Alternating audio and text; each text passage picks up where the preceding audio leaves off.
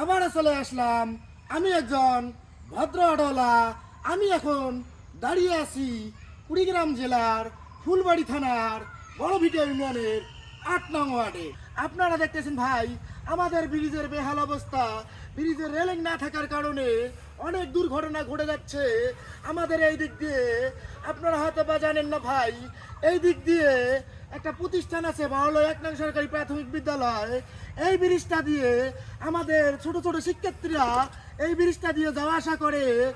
আমাদের শিশু কিশোরদের এবং বৃদ্ধদের এবং গরু ছাগল নিয়ে যেতে আমাদের অনেক কষ্ট হয়।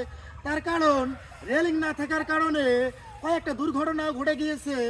আপনারা হয়তো বা জানেন না, দু একটা শিশু বাচ্চাও পড়ে গেছে এই দিক দিয়ে, এবং একজন মুরব্বীও পড়ে গেছে এই দিক দিয়ে, এবং একটা গরুও পড়ে গেছে এই দিক দিয়ে। আমি যদি আপনাদেরকে দেখানোর চেষ্টা করি, এদিক দিয়ে যদি দেখাই তাহলে প্রায় 30 ফিট হবে গভীর, আবার এদিক দিয়ে যদি দেখাই তাহলে প্রায় 30 ফিট হবে গভীর। তাই আমি জানাচ্ছি আমাদের নতুন সরকার, নতুন এমপিকে যেন আমাদের বড়লই ৮ নং ওয়ার্ডের এই ব্রিজটার যদিও পুরোপুরি ঠিক করে দিতে না পারে, তারপরেও যেন একটা রেলিংয়ের ব্যবস্থা করে।